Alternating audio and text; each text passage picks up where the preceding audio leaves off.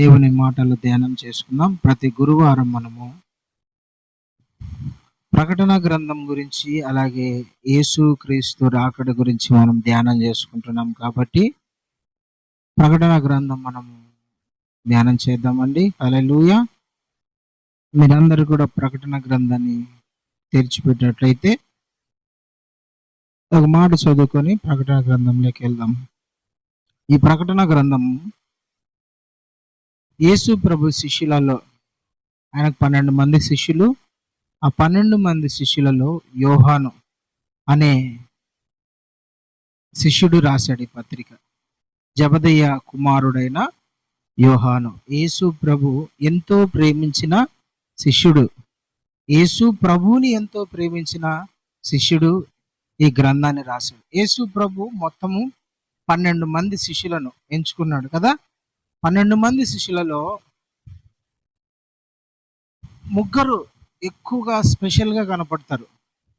12 మంది యేసు ప్రభుకు స్పెషలే. లోకంలో నుంచి 12 మందిని చూస్ చేసుకున్నాడు వాళ్ళను. ఇదో ఈ వ్యక్తి నాకు కావాలా, ఈ వ్యక్తి నాకు కావాలి, ఈ వ్యక్తి నాకు కావాలని 12 మందిని యేసు ప్రభు చూస్ చేసుకున్నాడు. ఆ 12 మందిలో ఎక్కువగా యేసు ప్రభుతో ఉండేది ఎవరంటే యోహాను, యాకోబు, పేతురు అనే ముగ్గురు ఉంటారనమాట. యేసయ్య ఎక్కడికి కొండ మీదకి వెళ్ళినా, ప్రార్థన చేసుకోవడానికి వెళ్ళినా, ఎక్కువగా రూపాంతరపు కొండ మీద కూడా ఈ ముగ్గురు కనపడతా ఉంటారు ఎక్కువగా. అయితే ఈ ముగ్గురు స్పెషల్. అయితే ఈ ముగ్గురులో ఇంకా స్పెషల్ ఎవరంటే తెలిసిన యోహాను. యేసు ప్రభు శిష్యులలో యోహాను. యోహాను యేసయ్యకు చాలా స్పెషల్. ఎందుకంటే యేసయ్యని ఎంతో ప్రేమించాడు. వీళ్ళందరికన్నా 12 మంది శిష్యులలో కన్నా 12 మంది శిష్యులలో ఎక్కువ ప్రేమించింది యేసు ప్రభుని ఎవరంటే యోహాను ప్రేమించాడు. యేసు ప్రభు ఈ 12 మందిలో ఎవరిని ఎక్కువగా ప్రేమించాడంటే అందరిని ప్రేమించినాడు, కానీ ఎక్కువగా ఎవరినంటే యేసు ప్రభు యోహానును ప్రేమించినాడు. హల్లెలూయా. ఆ యోహానుకు దేవుడు ఈ ప్రకటన గ్రంథం రాయమని చెప్పాడు. యేసు క్రీస్తు ప్రభుల వారు ఆయనను సిలువ వేసిన తర్వాత, సిలువ వేసి చనిపోయిన తర్వాత ఆయన సమాధులు పెట్టబడ్డాడు. సమాధులు పెట్టిన తర్వాత ఆయన 3వ రోజు తిరిగి మరణాన్ని గెలిచి లేచినాడు. మళ్ళా పునరుద్ధానుడైనాడు. పునరుద్ధానుడై 40 రోజులు వాళ్ళ మధ్య ఉండి వాళ్ళతో తిరుగుచు వాళ్ళను ఆయన నేను సజీవునిగా ఉన్నాను, నేను చెప్పినట్టే బ్రతికాను అని ఆయన రుజువులు చూపిస్తూ వాళ్ళతో ఉన్నాడు 40 రోజులు. 40 రోజుల తర్వాత ప్రభువైన యేసుక్రీస్తు వారు ఆయన ఆరోహణమై, అంటే పరలోకానికి ఆయన మేఘము మీద వెళ్ళిపోయినాడు అనమాట.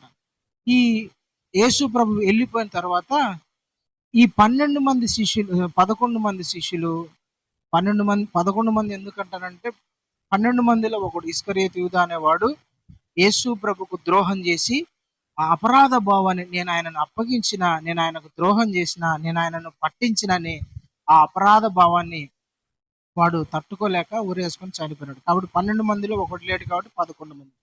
యేసు ప్రభు శిష్యులలో 11 మంది, ఇంకొంతమంది ఇంచుమించు 120 మంది కలిసి ఒక రూమ్ లో, ఒక పైన ఫస్ట్ ఫ్లోర్ లో కూర్చొని ప్రార్థన చేసుకుంటా ఉన్నారంట. ప్రార్థన చేసుకుంటా ఉన్నప్పుడు ప్రభు చెప్పిన మాట, మీరు ఎక్కడికి వెళ్ళొద్దండి, యెరూషలేంలో ఉండండి, ఈ ఊర్లోనే ఉండి ఈ ఊర్లో ప్రార్థన చేయండి. ఇదిగో పరిశుద్ధాత్ముడు మీ మీదకి వస్తాడు, పరిశుద్ధాత్మ వచ్చేంత వరకు మీరు ఎక్కడికి వెళ్ళొద్దండి. ఆయన మిమ్మల్ని నడిపిస్తాడు, ఆయన మిమ్మల్ని బలపరుస్తాడు, ఆయన మీకు పరిచర్య నేర్పిస్తాడు, ఎక్కడికి వెళ్ళాలో మీకు బోధిస్తాడు అని యేసు ప్రభు చెప్పినాడు. ఆ యేసు ప్రభు వెళ్ళిపోయిన 10 రోజులు ఒక ఫస్ట్ ఫ్లోర్ లో, ఒక మేడగదిలో కూర్చొని వాళ్ళందరూ కూడా ప్రార్థన చేస్తా ఉన్నారు. ప్రభువా, మా అందరి కోసం పరిశుద్ధాత్మను పంపిస్తానన్నావు, మా అందరినీ శక్తితో నింపుతానన్నావు, మా అందరినీ బలముతో నింపుతానన్నావు అని ప్రార్థన చేస్తా ఉన్నప్పుడు అందరూ ప్రార్థిస్తుండగా పెంతెకోస్తు అనే పండగ రోజు పరిశుద్ధాత్మ దేవుడు వాళ్ళ మధ్యకు దిగి వచ్చి వాళ్ళను అభిషేకించి వాళ్ళని బ్లెస్ చేస్తున్నాడు. హల్లెలూయా. అప్పటి నుంచి ఈ 120 మంది యేసు ప్రభు చెప్పినట్టుగా సర్వలోకానికి వెళ్ళి సువార్త చేయడం మొదలు పెట్టినారు. యేసయ్య పేరట అద్భుతాలు చేస్తున్నారు, యేసయ్య పేట దయ్యాలను ఎల్లగొడుతున్నారు, యేసయ్య పేట రోగులను స్వస్థపరుస్తున్నారు, యేసయ్య నామమున కుంటి వాళ్ళను నడిపిస్తున్నారు, యేసయ్య నామమున గుడ్డి వాళ్ళకు చూపు వస్తుంది, యేసయ్య నామమున చచ్చిపోయిన వాళ్ళను లేపుతున్నారు. అద్భుతాలు జరుగుతున్నాయి. యేసు ప్రభు నామమున సువార్త చెప్తా అంటే చాలా మంది మారు మనసు పొంది రక్షణ పొంది యేసే నిజ దేవుడు అని తెలుసుకొని బాప్తిసం తీసుకొని యేసు ప్రభు లాగా బ్రతకడానికి ప్రయత్నం చేస్తున్నారు. ఈ 11 మంది అనేక మంది పరిశుద్ధాత్మ దేవుడు కుమ్మరించబడిన తర్వాత ఒక బలమైన సేవ జరిగించినారు. యేసు ప్రభు చెప్పినట్టు అద్భుతమైన సేవ చేస్తా ఉన్నారు. రోమా సామ్రాజ్యం, ఏ సామ్రాజ్యంలో? రోమా సామ్రాజ్యం. రోమా సామ్రాజ్యం ప్రపంచంలో శక్తివంతమైన సామ్రాజ్యం, కింగ్డమ్ అది ఆ కాలంలో. ఈ కాలంలో బలమైన సామ్రాజ్యం ఏది? ప్రపంచంలో బలమైన సామ్రాజ్యం ఏంది ఈ కాలంలో, ఈ రోజుల్లో? ఏది? అమెరికా. బలమైన రాజ్యం, బలమైన దేశం ఏదంటే అమెరికా కదా ఈ రోజుల్లో. ఆర్థికంగా, ఆర్మీ పరంగా, టెక్నాలజీ పరంగా అన్ని రంగాలలో ఒక బలమైన దేశం ఏదంటే అమెరికా కదా. ఆ దేశము దగ్గర ఉన్నంత సంపద, డబ్బు, ధనము వేరే ఏ దేశంలో లేదు. ప్రపంచ దేశాలన్నది కంట్రోల్ చేస్తుంది కదా ఇప్పుడు. ఆర్మీ పరంగా అన్ని రకాలుగా అమెరికా అనేది ముందుంది. అయితే యేసు ప్రభు కాలంలో ప్రపంచంలో బలమైన శక్తివంతమైన దేశం ఏదంటే రోమ్ నగరం, రోమా సామ్రాజ్యం. ఆ రాజ్యానికి ఎవడైనా ఎదురెళ్తే ఇంకా ఆ దేశాన్ని, ఆ రాజ్యాన్ని ఉండకోకుండా చేస్తారంట. అంత బలమైన సామ్రాజ్యం అది. ఆ దేశంలో, ఆ సామ్రాజ్యంలో రోమియోలో విగ్రహారాధన కూడా భయంకరంగా ఉండేది. అర్థమైంది నేను చెప్పేది? రోమా సామ్రాజ్యంలో బహుభయంకరమైన విగ్రహారాధన ఉండేది. వాళ్ళకి ఎవరైనా ఎదురు తిరిగితే సిలువ వేసి చంపేసేవాళ్ళు. వాళ్ళకి ఎవరైనా ఎదురు తిరిగితే, వాళ్ళ చట్టాలకు ఎవరైనా ఎదురు తిరిగితే వాళ్ళని ఏం చేసేవాళ్ళు తెలిసినా? భయంకరంగా శిక్షించేవాళ్ళు. ఒక చెక్క కొయ్య కట్టేసి కింద గడ్డి వేసేసి ఆ గడ్డి కింద నిప్పు పెట్టేసి రాత్రి అంతా ఆ వ్యక్తి కాలడం చూసి ఆనందించేవాళ్ళు. ఇంకా ఒక పెద్ద గ్రౌండ్ ఉంది, క్రికెట్ స్టేడియం ఉంది కదా, మన కడపలో కూడా ఒక మంచి క్రికెట్ స్టేడియం ఉంది. అలాంటి స్టేడియం ఒకటి ఉంది రోమ్ నగరంలో, వాటికన్, ఆ రోమ్ సిటీలో ఒక పెద్ద స్టేడియం ఉంది ఆ కాలంలోనే. ఆ స్టేడియంలో ఇంచుమించు 25,000 నుంచి 30,000 మంది కూర్చుంటారు ఆ స్టేడియంలో. ఎవరైనా ఆ రోమా సామ్రాజ్యానికి ఎదురు తిరిగినా, వాళ్ళ చట్టాలకు వ్యతిరేకంగా బ్రతికినా, లేదంటే రోము మీద తిరగబడినా ఏం చేశారంటే ఆ స్టేడియంలోకి ఎవరైతే వ్యతిరేకంగా ఉన్నారో వాళ్ళని తీసుకొచ్చి మధ్యలో నిలబెట్టి సింహాలను వదిలేసేవాళ్ళు.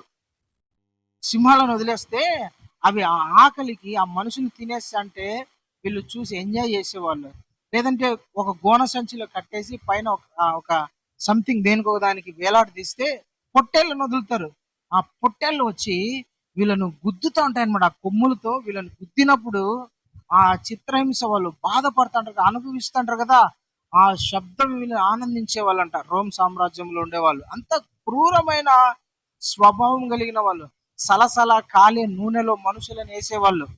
లేదంటే ఒక రూమ్ లో పడేసి తేళ్లను, లేదంటే విష పురుగులను వేసేసి హింసించే వాళ్ళు అనమాట. అంత ఘోరమైన శిక్షలు ఆ రాజ్యంలో ఉండేటి. ఆ కాలంలో కూడా అంటే అంత భయంకరమైన దేశములో ఆ దేశానికి వ్యతిరేకంగా జీవించిన వాళ్ళు, ప్రవర్తించిన వాళ్ళు, వారి న్యాయానికి, వారి దేవతలకు, వారి సామ్రాజ్యానికి వ్యతిరేకంగా తిరిగి బ్రతికిన వాళ్ళ దినాలలో కూడా ఈ 11 మంది శిష్యులు, ఇంకొంతమంది ఇంచుమించు 120 మంది పరిశుద్ధాత్మను పొందుకున్న తర్వాత అద్భుతమైన సేవ చేస్తున్నారు. నా వైపు చూస్తున్నారు, అద్భుతమైన సేవ చేస్తున్నారు. యేసుక్రీస్తే నిజమైన దేవుడు, నిత్య జీవమై ఉన్నాడు. ఆయన తప్ప వేరొక దేవుడు లేడు. ఆయన మన కోసము, మన పాపాల కోసం ఆయన భూమి మీదకి దిగి వచ్చి ప్రాణం పెట్టి మన పాపములన్నీ క్షమించినాడు. ఆయన తిరిగి 3వ దినం లేచినాడు, అతి త్వరలో రాబోతున్నాడని ఆ రోమా సామ్రాజ్యంలో అద్భుతమైన సువార్తను వాళ్ళు ప్రకటించినారంటండి. హల్లెలూయా చెప్దాం, హల్లెలూయా. అంత అద్భుతమైన సువార్త ప్రకటిస్తూ ఉంటే, అరే మన దేవుళ్ళని కాకోకుండా, మన మతాన్ని కాకోకుండా, మన విశ్వాసాన్ని కాకోకుండా, మన సాంప్రదాయాలను కాకోకుండా, మన అలవాట్లను, మన కట్టుబాటులను కాకోకుండా వీళ్ళెవరు ఒక కొత్త మతాన్ని స్థాపించినారు, ఒక కొత్త ఆచారాన్ని వీళ్ళు తీసుకొని వచ్చినారు. మన ప్రదేశంలో మన ప్రజలకు వీళ్ళు బోధిస్తున్నారు ఏమని? యేసు అను వేరొక దేవుడు, వేరొక రాజును వీళ్ళు ఇంట్రడ్యూస్ చేస్తున్నారు, వీళ్ళు పరిచయం చేస్తున్నారు. మన సీజర్ని కాకుండా, మన చక్రవర్తిని కాకుండా, మన రాజును కాకుండా కొత్త రాజును పరిచయం చేస్తున్నారు. మన దేవతలను కాకోకుండా, మనం ఆరాధించే దేవుళ్ళను కాకోకుండా వీళ్ళు ఒక కొత్త దేవుణ్ణి ఏం చేస్తున్నారంట? ప్రకటిస్తున్నారు. ఏమని? మనందరి పాపముల కోసం నజరేయుడైన యేసు కలువరి శిలువలో మరణించి తిరిగి లేచినాడు. ఆయన నమ్మిన వారికి పాప క్షమాపణ దొరుకుతుంది, ఆయన నమ్మిన వారికి విశ్రాంతి దొరుకుతుంది, ఆయన నమ్మిన వారికి నెమ్మది దొరుకుతుంది, ఆయన నమ్మిన వారికి సమాధానం దొరుకుతుంది. ఆయన మీ అందరితో మాట్లాడే దేవుడు, ఆయన సజీవుడైన దేవుడు, ఆయన మరణించి తిరిగి లేచిన దేవుడని అందరి ఎదుట ప్రకటిస్తుంటే రోమా సామ్రాజ్యంలో ఆ రాజులు ఏమైపోయినారు? గడగడ వణికినారు. హల్లెలూయా, దేవునికి స్తోత్రం కలుగును గాక. అది మాత్రమేనా? వాళ్ళు కొన్ని ఏమంటారు, సామాజికంగా జరిగే కొన్ని తప్పుడు, ఇప్పుడు లోకంలో జరుగుతాడు త్రాగుడు, దొంగతనము, మోసము, ఇవన్నీ ఉంటాయి కదా, వాటన్నిటికి కూడా వ్యతిరేకంగా వీళ్ళు విగ్రహారాధన తప్పు, తర్వాత మోసం, తాగుడు, దేవునికి నచ్చని పని, ఇలాంటివి చెప్పేసరికి ఏమైందంటే రోమ్ సామ్రాజ్యంలో ఏం జరిగిందని తెలుసా? క్రైస్తవులకు వ్యతిరేకంగా లేస్తారు. హల్లెలూయా. ఎవరైతే యేసు ప్రభుని ప్రకటిస్తున్నారో, యేసు ప్రభు గురించి ఎవరైతే సువార్త చెప్తున్నారో వాళ్ళందరినీ తీసుకొచ్చి తల నరికేసే వాళ్ళు అనమాట. ఫస్ట్ హెచ్చరిస్తారు, అంటే వాళ్ళకు ఏం చేస్తారంటే వార్నింగ్ ఇస్తారు. ఎప్పుడు కూడా యేసు ప్రభు గురించి నీ నోట ప్రకటించకూడదు, రాకూడదు. ఒకవేళ నువ్వు యేసు ప్రభు గురించి ప్రకటించిన, సువార్త చెప్పినా నేను చంపేస్తాం, లేదంటే నీ పౌరసత్వం తీసేస్తాం, నిన్ను నీ కుటుంబాన్ని అంతటిని కూడా లేకోకుండా చేస్తామని వార్నింగ్ ఇచ్చేవాళ్ళు.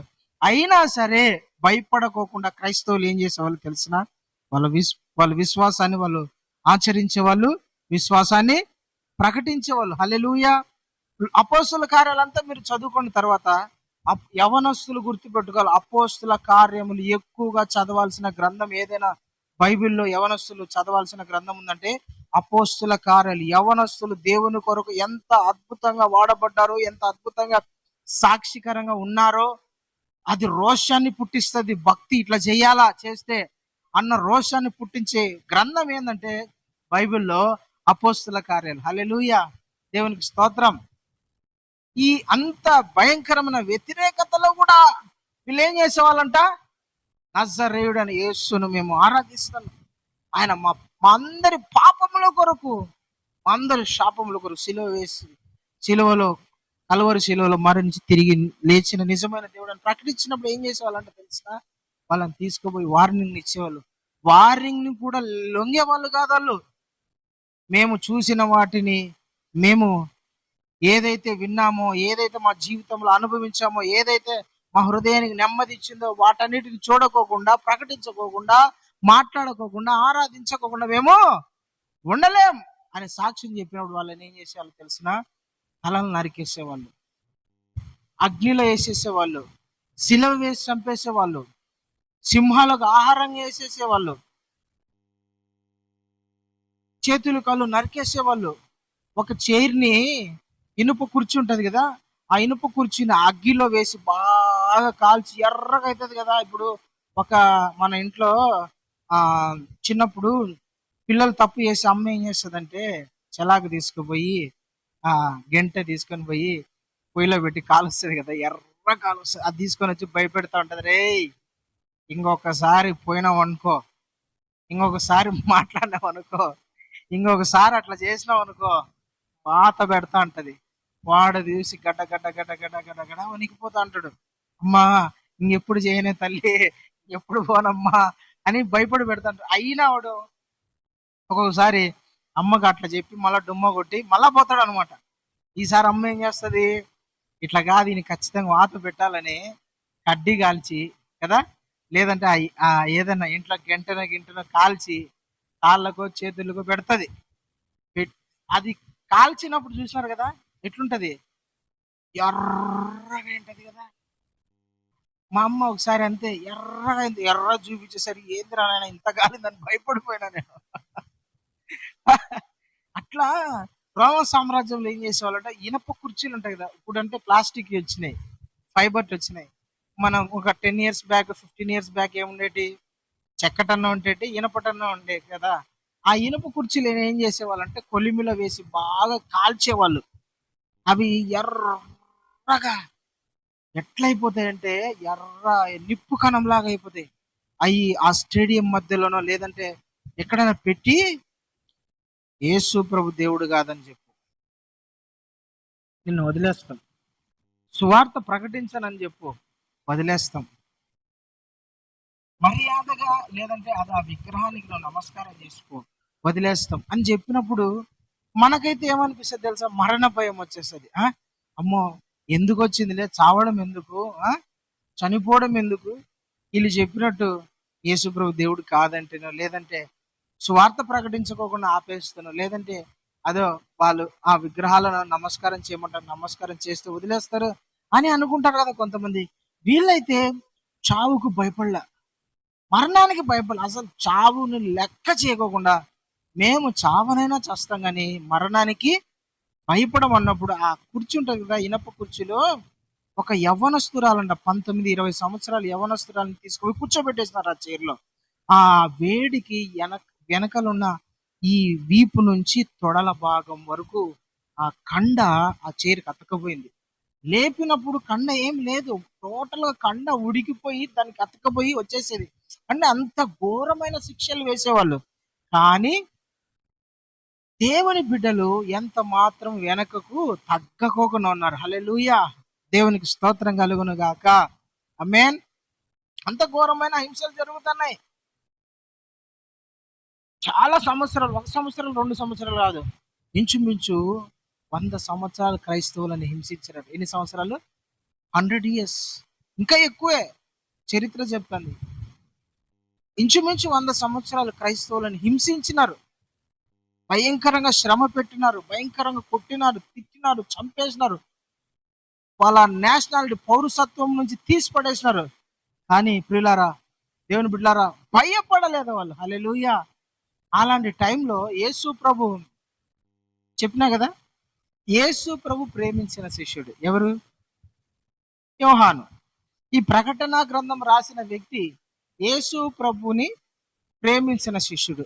ఆయన రోమా సామ్రాజ్యం ఎఫెసు అనే పట్టణంలో ఉన్నప్పుడు యేసు ప్రభు గురించి చెబుతూ ఉన్నాడు. ఆయన సత్యదేవుడు, నిజమైన దేవుడు, మనందరి కోసము శరీరధారిగా భూమి మీదకి దిగి వచ్చినాడు.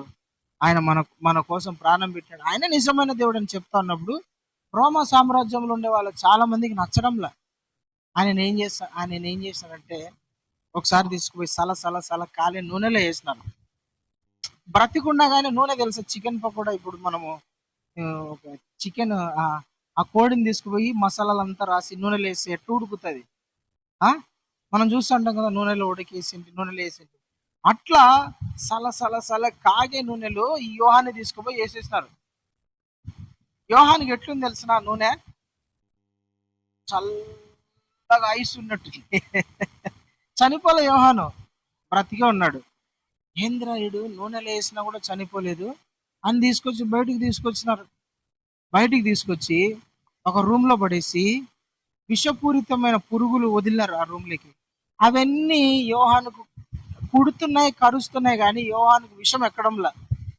హ్యాపీగా పడుకున్నాడు, చల్లగా నిద్రపోతున్నాడు, కూర్చోన్నాడు, ఏం కావడంలే అతనికి.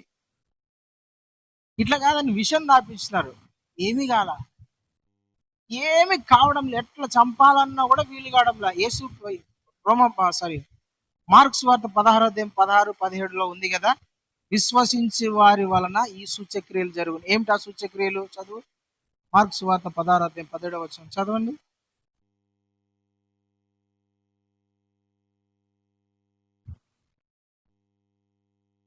చూడ, నమ్మిన వారి వలన, మార్క్స్ వార్త 16:16 నమ్మిన వారి వలన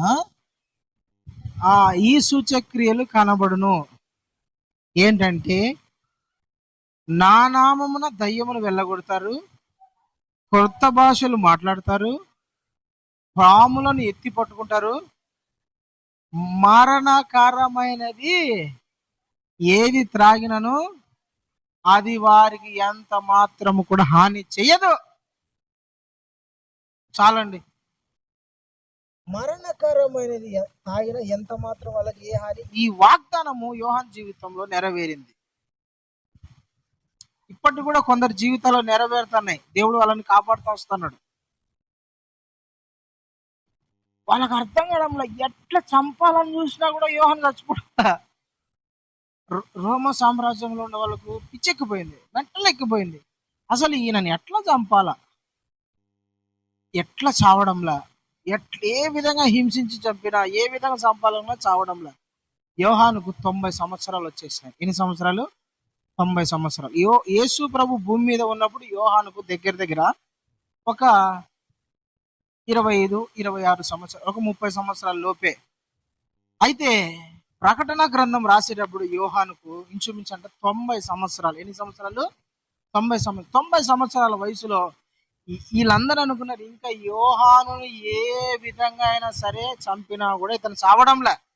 కాబట్టి చావకపోయినా చావు కన్నా పెద్ద శిక్ష ఒకటి వేద్దాం అనుకుని యోహానుని తీసుకుపోయి పద్మాసు దీపము, ఎక్కడ? పద్మాసు దీపము అనే ఒక చోట పడేసినారు. ప్రకటన గ్రంథం చూడండి, ప్రకటన గ్రంథము 1వ అధ్యాయము, ప్రకటన గ్రంథము 1వ అధ్యాయము. హల్లెలూయా, దేవునికి స్తోత్రం కలుగును గాక. 4వ వచనం చదువునానా? ఒక్క నిమిషం. యోహాను సువార్త 1వ అధ్యాయము 9వ వచనం చదువునానా? మన సహోదరుడకు, యోహాను సువార్త 1వ అధ్యాయము 9వ వచనం. యోహాను సువార్త కాదు, ప్రకటన గ్రంథమే. యోహాను రాసిన ప్రకటన గ్రంథమే 1వ అధ్యాయము 9వ వచనం. మీ సహోదరుడును యేసుని బట్టి కలుగు శ్రమలలో, రాజ్యములోను, సహనములోను పాలివాడునైన యోహానను నేను. ఒక్క నిమిషం ఆగండి. ఏందంట? మీ సహోదరుడు అంటే మన సహోదరుడు, మన అన్నను, తమ్ముడు, మనకన్నా పెద్దోడు కాబట్టి మన అన్న. మన సహోదరుడు అంటే అర్థం ఏంటి? యేసు క్రీస్తుని నమ్మి విశ్వాసం నుంచి బాప్తిసం తీసుకొని యేసు ప్రభు చెప్పినట్టు బ్రతుకుతూ ఉంటారు చూసినారా? అతను ఏ దేశస్థుడైనా కానీ, ప్రపంచంలో ఏ మూల ఉన్న వ్యక్తి కానీ, ఆఫ్రికా వ్యక్తి మనకేమవుతాడు? బ్రదర్. ఏంటి? బ్రదర్. అరే అతను నువ్వు అమెరికాను కదా, నేను నీకు బ్రదర్ ఎట్లయితే? యేసు ప్రభు నమ్మినాము, ఆయన రక్తంతో కడగబడినాం కాబట్టి వీఆర్ బ్రదర్స్ అండ్ సిస్టర్స్. అర్థమైందా? లేదు, మన దేశంలో, మన ప్రాంతంలో, మన జిల్లాలో, మన ఏరియాలలో మనకన్నా తక్కువ కులం వాళ్ళు అయి ఉండొచ్చు, మనకన్నా ఎక్కువ కులం వాళ్ళు అయి ఉండొచ్చు. అవతల వ్యక్తి యేసు ప్రభు నమ్మి బాప్తిసం తీసుకొని యేసు రక్తంలో కడగబడిన ప్రతి వ్యక్తి మనకేమవుతాడు? సహోదరుడు. ఏమవుతాడు? మన సహోదరుడు. ఎవరంటే ఇప్పుడు అట్లా వెళ్తా ఉంటాం, పల్లెటూర్లలో వెళ్తా ఉంటాం. రెడ్డిస్, ఉదాహరణ చెప్తాను నేను, జస్ట్ ఒక ఉదాహరణగా చెప్తాను. పల్లెటూర్లలో ఒక రెడ్డిస్, ఒక అగ్రకులానికి చెందిన వ్యక్తి, రెడ్డిస్ వ్యక్తి యేసు ప్రభుని నమ్మినాడు అనుకోండి, బాప్తిసం తీసుకున్నాడు, విశ్వాసం ఉంచి యేసు రక్తంలో కడగబడి సంఘానికి వెళ్తా ఉన్నాడు. అదే గ్రామంలో ఒక ఎస్సీ వాడలో, ఎస్సీ తెలుసు కదా, ఎస్సీ వాడకు సంబంధించిన వ్యక్తి కూడా యేసు క్రీస్తుని నమ్మి మారు మనసు పొంది యేసు రక్తంలో కడగబడి సంఘానికి వెళ్తా ఉన్నాడు.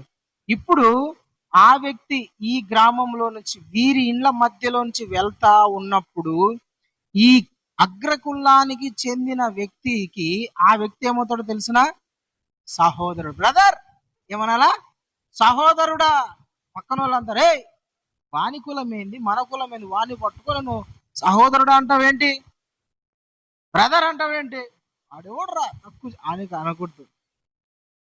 యేసు రక్తంలో కడగబడిన ప్రతి ఒక్కరూ మనకేమవుతారు? సహోదరులు. Hallelujah. We are all brothers and sisters. మనమందరము సహోదరులం అందరం. అది ఏ కులమైనా, ఏ వర్గమైన, ఏ జాతైనా, ఏ ప్రాంతమైన, ఎవరైనా సరే యేసు రక్తంలో కడగబడిన ప్రతి ఒక్కరు మనకి ఏమవుతారంటే సహోదరులు. గుర్తుపెట్టుకోవాలి మీరు ఇది. యవనస్తులారా, మీరు యవనస్తురాలారా, మీరు ఇది గుర్తుపెట్టుకోవాలా.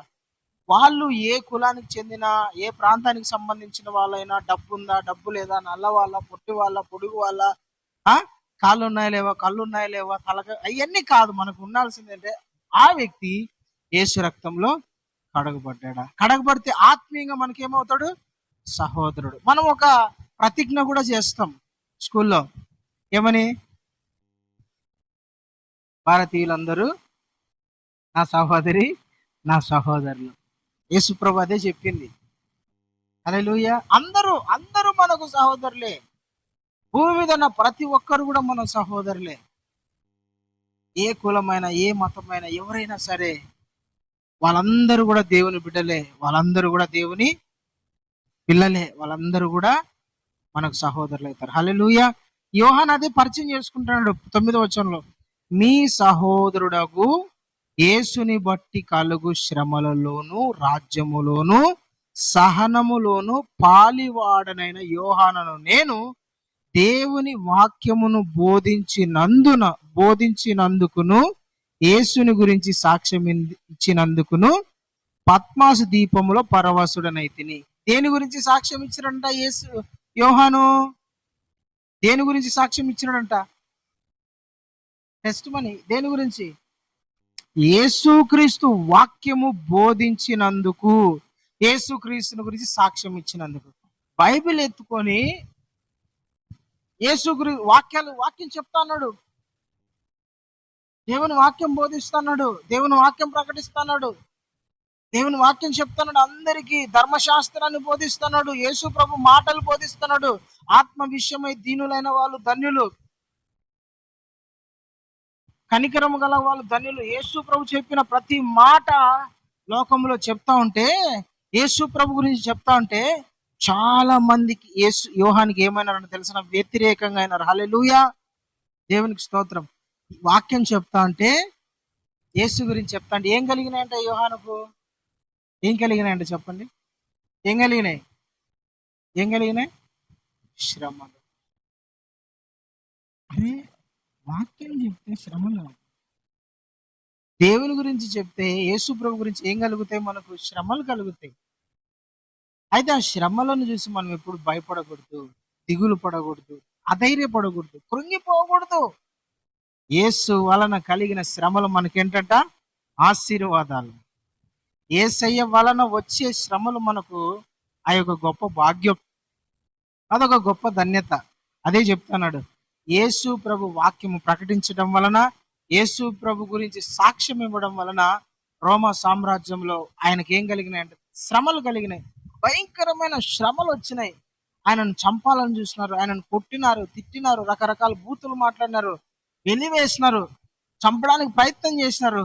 ఇంకా ఈ యోహానుని ఏ విధంగా సరే మనం చంపలేము అనుకొని యోహాను తీసుకుపోయి ఏడపడేసినట్టు తెలిసిన పద్మాసు అనే ఒక ద్వీపం అంటే తెలిసిన ఐలాండ్ చుట్టూ సముద్రం ఉంటది. సముద్రంలో ఎక్కడో ఒక చిన్న నేల, ఒక కొండ ప్రాంతం లాంటిది ఉంటుంది చూస్తారా, అదొక ద్వీపం అనమాట. ఎటు చూసినా కూడా సముద్రమే ఉంటది, నీళ్ళే. చుట్టూ చూసే సముద్రమే, నీళ్ళే. ఇంకా వాళ్ళు ఆ ద్వీపాన్ని దాటి బయటికి రాలేరు. ఉదాహరణ, ఈ ప్రాంతం అంతా ఒక నేల, చుట్టూ నీళ్లు ఉంటే ఎట్లుంటాయి చెప్పండి? బాబానగర్ ఎక్కడికి పోలేం, చచ్చినట్టు ఈయనే ఉండాలి. ఇంకా ఒంటరితనం, బాధ కదా. శ్రమల కన్నా ఎక్కువగా వేధించేది ఒంటరితనం కదా. కష్టాల కన్నా ఎక్కువగా వేధించేది ఒంటరితనం. ఎంత భయంకరంగా ఉంటది కదా. ఉంటదా ఉండదా? ఫుడ్ ఉండదు, నీళ్లు ఉండవు, ఏముండవండి ఆడ.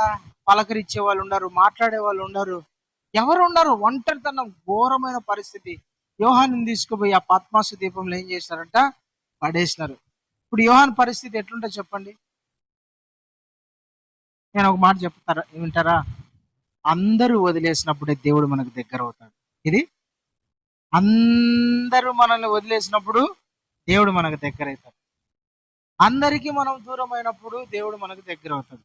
మనం ఎవరికి దూరంగా, కానీ మనల్ని అందరు దూరం చేస్తారు, మనల్ని అందరు వెలివేస్తారు, మనల్ని అందరు తక్కువగా చూస్తారు, మనల్ని అందరూ చిన్న చూపు చూసే వాళ్ళు ఉంటారు, అవమానపరిచే వాళ్ళు ఉంటారు, నిందించే వాళ్ళు ఉంటారు, మనల్ని దూరం పెట్టే వాళ్ళు ఉంటారు, మనల్ని పట్టించుకొని వాళ్ళు ఉంటారు, మనల్ని అసలు లెక్క చేయని వాళ్ళు ఉంటారు. కానీ నువ్వు గుర్తుపెట్టుకో, వాళ్ళ దృష్టిలో నువ్వు చీప్ అయిపోయి ఉండొచ్చు, వాళ్ళు నిన్ను తక్కువ చేసి ఉండొచ్చు, వాళ్ళు నిన్ను దూరం పెట్టిండవచ్చు, వాళ్ళ దృష్టికి నువ్వు ఎన్నికనే లేకపోయి ఉండొచ్చు. అయితే దేవుని దృష్టిలో నువ్వు ఎన్నదగిన వాడవు, ఎన్నదగిన దానవు. దేవుడు నిన్ను చూస్ చేసుకున్నాడు, నిన్ను ఎన్నుకున్నాడు. అందరూ నిన్ను వెలివేయచ్చు, ఆయన నిన్ను దగ్గర తీసుకుంటాడు. ప్రైజ్ ది లార్డ్, హల్లెలూయా. దేవునికి స్తోత్రం కలుగును. ఒంటరి అయిపోయినాడు యోహాను, ఎటు తోచని పరిస్థితిలో ఉండిపోయినాడు. భయం, ఏం చేస్తున్నా అర్థం కాదు. ఒక్కొక్కసారి ఒంటరితనం మనల్ని డిప్రెషన్లోకి తీసుకుపోతుంది కదా. ఒంటరితనం మనల్ని డిప్రెషన్లోకి తీసుకుపోతుంది, కృంగుదలలోకి తీసుకుపోతుంది, మన మైండ్ సెట్ మార్చేస్తుంది.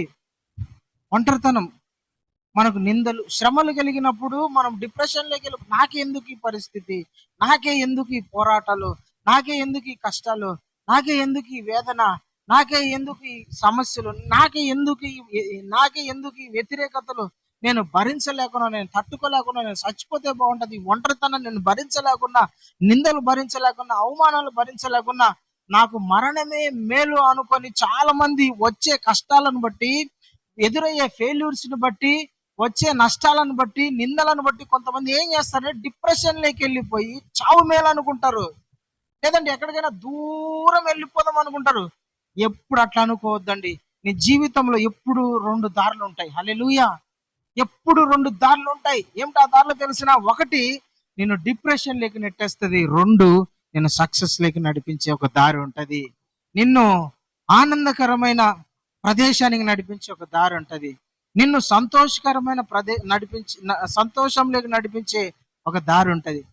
సేమ్ సిచ్యువేషనే రెండు దారులను చూపిస్తుంది, సేమ్ ఫెయిల్యూరే రెండు దారులను చూపిస్తుంది. ఒకటి ఫెయిల్యూర్ లో నువ్వు ఇంకా పనికిరావు, నువ్వు దేనికి చేతగావు, నువ్వు ఇంకా వేస్ట్, ఇంకా నువ్వు బతికి వేస్ట్ అని మైండ్ సెట్ ఒకటి తెప్పిస్తుంది, మనసులో అట్లా అనిపిస్తుంటది. ఇంకొక మైండ్ సెట్ ఇంకొక నీ అంతరంగం నీకేం చెప్తా ఉంటది, భయపడొద్దు, ఇది కదా, ఇంకా నీకు ఫ్యూచర్ ఉంది, ఇంకా జీవితం ఉంది, వేరే దాంట్లో సక్సెస్ అవ్వగలవు, వేరే దాంట్లో నిలబడగలవు, నువ్వు ధైర్యంగా ఉండని ఇంకొక మైండ్ సెట్ చెప్తా ఉంటది. మనం ఎక్కువ ఏది దేనికి లొంగిపోతాం తెలిసిన? డిప్రెషన్కి లొంగిపోతాం కదా. అయితే యోహానుకు కలిగిన శ్రమలు, ఒంటరితనం, ఎప్పుడు అతడు బాధపడలా, కృంగిపోలే. అతడు చేసిన పని ఏంటో తెలిసిన? యోహానికి ఎదురైన శ్రమలను బట్టి, ఒంటరితనాన్ని బట్టి యోహాను ఏం చేసిందంటే, పద్మాసు దీపములో ప్రభు దినం 10వ వచనంలో ఉంటది, ప్రభు దినమందు ఆత్మవసుడనై ఉండగా, ఏంటంట? పద్మాసు దీపములో చూడు, 10వ వచనం చదువునానా. ప్రభు దినమందు ఏ వసుడైనాడంట? డిప్రెషన్ వసుడా? వశం అంటే ఏంటో తెలిసిన? దాని ఆలోచన, దాన్ని ఆలోచించ అంటారు చూసిన. వశం అయిపోవడం అంటే, అరే ఎప్పుడు ఇంకా ఆలోచనేనా అంటారు చూసారా, ఎప్పుడు అదేనా వశం అయిపోవడం అంటారు చూసారా, దాని వశమేనా, ఇంకా అదేనా ఇంక ఎప్పుడు అంటారు చూసారా. యోహానుకు ఒంటరితనం, ఇంక ఎవ్వరు పలకరించే వాళ్ళు లేరు, మాట్లాడే వాళ్ళు లేరు, ఎవ్వరు అసలు ఇంకా ఒంటరితనంలో ఉన్నాడు పాపం. చుట్టూ నీరు, శ్రమలు, ఇబ్బందులు, తిండి లేదు, నీరు లేదు, ఏమీ లేదు. అయితే యోహాను ఏమనుకున్నాడు, ఇంకా ఇడితో నా జీవితం అయిపోయింది, చచ్చిపోతే బాగుంటదిలే అనుకున్నాడా? ఏం చేశాడు తెలిసిన? ప్రభు దినమందు, అంటే ఆదివారం దినమున మోకరించి, టైం వేస్ట్ చేసుకోకుండా, అరే ఆదివారం పోతే పోయిందిలే అనుకోకుండా, ప్రభు దినమందు మోకరించి, లేదంటే కూర్చొని ప్రార్థన చేయడం మొదలుపెట్టాడు యోహాను. ప్రార్థన చేస్తూ ఉండగా ఏమైనాడు తెలిసిన? యోహాను ఆత్మవశుడైనాడంట. హల్లెలూయా. అంటే పరిశుద్ధాత్మ కంట్రోల్లోకి వెళ్ళిపోయినాడు, దేవుని కంట్రోల్లోకి వెళ్ళిపోయినాడు. దేవుడు అతనితో మాట్లాడడం ప్రారంభించినాడు. ప్రభు అతనితో మాట్లాడుతున్నాడు, యోహాను నేను చూపించే సంగతులు, నేను చెప్పబోయే సంగతులు ఒక పుస్తకంలో రాయి అని ప్రభు యోహానుతో మాట్లాడడం ప్రారంభించినాడు. దేవునికి స్తోత్రం కలుగునుగాక. హల్లెలూయా. అంటే మనం ఏం చేయాలా? శ్రమ వచ్చినప్పుడు, ఇబ్బంది వచ్చినప్పుడు, మనకు నష్టం జరిగినప్పుడు, లేదంటే మనల్ని పట్టించుకోకుంటే, మనం ఎవరికైనా దూరమైనప్పుడు కృంగిపోకోకుండా, డిసప్పాయింట్ కాకోకుండా, డిప్రెషన్లోకి వెళ్ళిపోకుండా మనం ఏం చేయాలంటే దేవుని సన్నిధిలో కూర్చొని ప్రార్థన చేయాలా, దేవుని అడగాల, దేవునితో మాట్లాడాలా, ఆత్మవశుడం అయిపోవాలా. అంటే స్పిరిట్, హోలీ స్పిరిట్ కంట్రోల్లోకి వెళ్ళిపోవాలా. హోలీ స్పిరిట్ కంట్రోల్లోకి వెళ్ళిపోయినప్పుడు దేవుడు మనతో మాట్లాడతాడు. హల్లెలూయా. ప్రభు మనతో మాట్లాడతాడు. ఆ రోజు ప్రభు మనల్ని దర్శిస్తాడు, ప్రభు మనల్ని బలపరుస్తాడు, ప్రభు మనకు ధైర్యాన్ని ఇస్తాడు, ప్రభు మనకు నిరీక్షణ పుట్టిస్తాడు. యోహాను ఈ ప్రకటన గ్రంథము రాయడానికి గల కారణాల్లో ఒక కారణం చెప్తున్నా. ఏమిటంట? ఆయనకు కలిగిన శ్రమలను బట్టి, ఆయనకు యేసయ్య వాక్యాన్ని ప్రకటించడం బట్టి, యేసయ్య గురించి సాక్ష్యం చెప్పడం బట్టి అతన్ని తీసుకుపోయి ఎక్కడ పడేసినాడు? ఒంటరి దీపంలో, ఒంటరి ప్రదేశంలో. అక్కడ యేసు ప్రభు అతన్ని కనపడినాడు. హల్లెలూయా. దేవునికి స్తోత్రం కలుగును గాక. కనపడి అతనితో మాట్లాడినాడు. భయపడద్దండి మీకు వచ్చే శ్రమలను బట్టి, కష్టాలను బట్టి. యవనస్తులు కాబట్టి, యూత్, ఇంకా మీరు ఎంగేజ్ లో ఉన్నారు కాబట్టి మీకు ఇంకా ఎక్కువగా శ్రమలు వస్తుంటాయి. ఈ టైంలోనే కదా శ్రమలు స్టార్ట్ అయ్యేది. కష్టాలు, నా ఫ్యూచర్ ఏంటి, నా భవిష్యత్ ఏంటి, నేనేం చేయాలా. అప్పటి నుంచి ఇంకా ఏమవుతుందంటే ఎక్కువగా ప్రెజర్. అయితే భయపడకూడదు, దేనికి భయపడకూడదు. ప్రభు సన్నిధిలో కూర్చొని ఏం చేయాలా? ప్రార్థన చేయాలి, అడగాల. ఏమని అడగాలి తెలిసిన? నేను మీకు 2 మాటలు చెప్పి ముగిచేస్తా. ఇంకా ఏమని అడగాలనేది 2 మాటలు, ఎక్కువసేపు లేదు కానీ. రోమిలకు రాసిన పత్రిక 8వ అధ్యాయము, రోమిలకు రాసిన పత్రిక 8వ అధ్యాయం 28వ వచనం.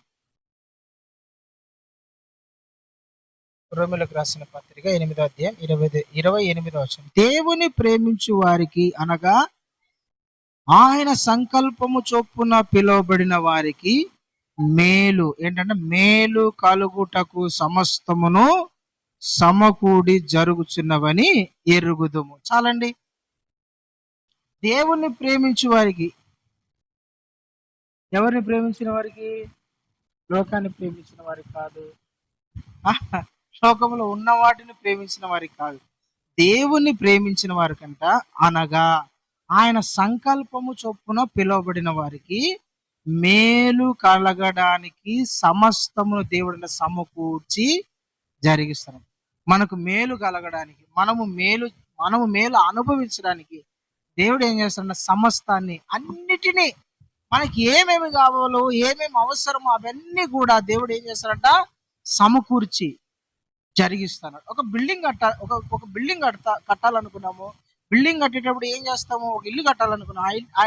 ఆ ఇల్లు కట్టాలనుకున్నా మనం ఏం చేస్తాము? ఇల్లు కట్టాలనుకున్నప్పుడు దానికి సంబంధించిన ఆ రాళ్ళు, ఆ ఇటుకలు, ఆ సిమెంటు, ఆ ఇసుక కదా, ఆ కడ్డీలు, ఆ చెక్కలు, తర్వాత విండోస్, డోర్స్, టైల్స్ అన్ని సమకూర్చుకుంటామా లేదా? లేదంటే ఇల్లు కడతానంలే, మళ్ళీ చూసుకుందాంలే అనుకుంటారా ఎవరైనా? ముందే ఇల్లు కట్టడానికి ముందే ఏదేది ఎక్కడెక్కడ వేయాలి, ఏ కలర్ వేయాలి, ఏ బ్రిక్స్ వాడాలి, ఏ చెక్క వాడాలి, ఏ డోర్, అన్నీ అనుకుంటా. అట్లా దేవుడు మనల్ని కట్టడానికి, మనల్ని నిలబెట్టడానికి, మనల్ని ఆశీర్వదించడం దేవుడు అంట మేలు కలగడానికి సమస్తము సమకూడి జరిగిస్తున్నాడు. హల్లెలూయా. మనం ఏం చేయాలైతే? దేవుని ప్రేమించాలా. ఏం చేయాలా? దేవుని ప్రేమించుకోకుండా మనము మేలులు అనుభవించాలి. అందుకని దేవుని ప్రేమించాలి. 2వ మాట చెప్పి ఇంక నేను ముగిస్తా. కొరింథీయులకు రాసిన మొదటి పత్రిక 2వ అధ్యాయము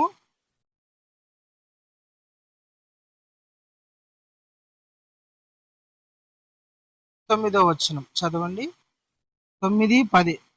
ఇందును గురించి కొరింథీయులకు రాసిన మొదటి పత్రిక 2వ అధ్యాయం 9, 10 చదువు నాన్న. ఇందును గురించి దేవుడు తన్ను ప్రేమించు వారి కొరకు, ఎవరు మళ్ళా ఇక్కడ ఇదే మాట, దేవుడు తన్ను తాను ప్రేమించిన వారి కొరకు, అంటే దేవుడు ప్రేమించే వారి కోసం. మొదట మనము దేవుని ప్రేమించాలా? ఫస్ట్ దేవుడు మనల్ని ప్రేమిస్తాడు, మనం దేవుని ప్రేమించాలి. దేవుడు తాను ప్రేమించిన వారి కొరకు ఏవేవి సిద్ధపరిచను అవి కంటికి కనపడలేదు, చెవికి వినపడలేదు, మనుష్య హృదయానికి గోచరము కాలేదని వ్రాయబడినది. మనకైతే ఎవరికి? దేవుని పిల్లలకు, దేవుని ప్రేమించే వారికి, దేవుని ప్రార్థన చేసే వాళ్ళకు, దేవుని వాక్యం చదివే వాళ్ళకు, దేవుని మీద, ప్రభు మీద ఆధారపడే వాళ్ళకు. ఇప్పుడు నేను వాక్యం చెప్పిన కదా, ప్రభు దినమందు యోహాన్ ఏమైనాడంట? ఆత్మవశుడైన వాళ్ళకంటే చూడండి 10వ వచనం, మనకైతే, వాళ్ళకు, అలాంటి వాళ్ళకైతే దేవుడు వాటిని తన ఆత్మ వలన బయలుపరిచి ఉన్నాడు. బయలుపరిచి ఉన్నాడు అంటే ఏంటి? చూపించేసినాడు, చెప్పేసినాడు అన్ని. హల్లెలూయా. దాచబడిన సంగతులన్నీ కూడా రివీల్ చేసేసినాడు. కాబట్టి ప్రియమైన దేవుని బిడ్డలారా, మనం ఏం చేయాలంటే దేవుని ప్రేమించాలి. శ్రమలు వచ్చినా, కష్టాలు వచ్చినా, ఇబ్బందులు వచ్చినా, కరువులు వచ్చినా, మనకి ఏం ఎదురైనా మనం దేవుణ్ణి ప్రేమించడం మానకూడదు. వాక్యం చదవడము మానకూడదు, వాక్యము ప్రకటించడము మానకూడదు, యేసుని గురించి సాక్ష్యం చెప్పడము మానకూడదు. యేసు క్రీస్తు భూమి మీద కన్య గర్భాన జన్మించి, భూమి మీద పరిశుద్ధంగా బ్రతికి, పాపులందరి కోసం ప్రాణం పెట్టి, హింసించబడి, ప్రాణము అర్పించబడి, తిరిగి 3వ దినమున సజీవుడిగా లేచి త్వరలో రాబోతున్నాడు. ఇది ఆయన గురించి సాక్ష్యం. ఎప్పుడు దేవుని వాక్యాన్ని చదవాలా, ప్రకటించాలా, యేసుని గురించి చెప్పాలా. హల్లెలూయా. నీకు గొప్ప సమాధానం కలుగుతుంది. ప్రభు నీతో మాట్లాడతాడు. ప్రకటన గ్రంథము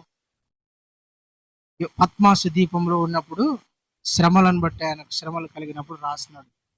హల్లెలూయా. ఇంకా మనం లోతుగా వెళ్దాం. తర్వాత నెక్స్ట్ వీక్ నేను చెప్తాను. ప్రభు ఈ మాటలు దీవించి ఆశీర్వదించును గాక. చిన్న ప్రార్థన చేసుకొని మనం ముగించుకుందామండి. ప్రార్థన అయిపోయినాక, ప్రేమగల తండ్రి, పరిశుద్ధుడా, నీకు వందనాలు. ఇంతవరకు నాతోని బిడ్డలందరితోనూ ప్రకటన గ్రంథం గురించి, యోహాను గురించి ప్రభా నాయన మేము ధ్యానం చేసి కృపనిచ్చినందుకు వందనాలు నాయన. అయ్యా, నీవు ప్రేమించిన శిష్యుడు, నిన్ను ప్రేమించిన శిష్యుడు, నీకు నాయన అతడు దేవుని వాక్యమును బట్టి యేసుక్రీస్తు సాక్ష్యాన్ని బోధించడం ద్వారా అతని జీవితంలో కలిగిన శ్రమలను మేము ధ్యానించాం ప్రభా. శ్రమలలో మీరు మాకు తోడుగా ఉన్నారు, శ్రమలలో మీరు మాకు నీడగా ఉన్నారు. శ్రమలను బట్టి అధైర్యపడద్దన్నారు, శ్రమలను బట్టి కృంగిపోద్దన్నారు ప్రభా. ఎవరైతే శ్రమలలో ఉన్నారో వారికి ధైర్యాన్ని, నిరీక్షణను మీరు పుట్టించని కలుగ చేయమని వేడుకుంటున్నాను ప్రభా. నీకు స్తోత్రాలు నాయన. ఎవరు కూడా డిసప్పాయింట్ కాకుండా, డిస్కరేజ్ కాకోకుండా ప్రభా, కృంగిపోకుండా ధైర్యపరచబడడానికి మీరు కృప చూపమని వేడుకుంటున్నాను. ఆత్మ వసూలు కావడానికి, ప్రార్థించడానికి, నీ వాక్యం మీద ఆధారపడడానికి నాయన, నా తండ్రి నీ స్వరము వినడానికి కృప చూపమని వేడుకుంటూ, అయ్యా ఇంతవరకు నాయన మా మధ్య ఉండి మాతో మీరు మాట్లాడినందుకు వచ్చిన నీ బిడ్డలందరినీ ఆశీర్వదించమని కోరుకుంటూ, నజరేయుడైన యేసయ్య నామమున ప్రార్థించి అడిగి వేడుకొని పొంది ఉన్నాము తండ్రి. ఆమెన్. హల్లెలూయా.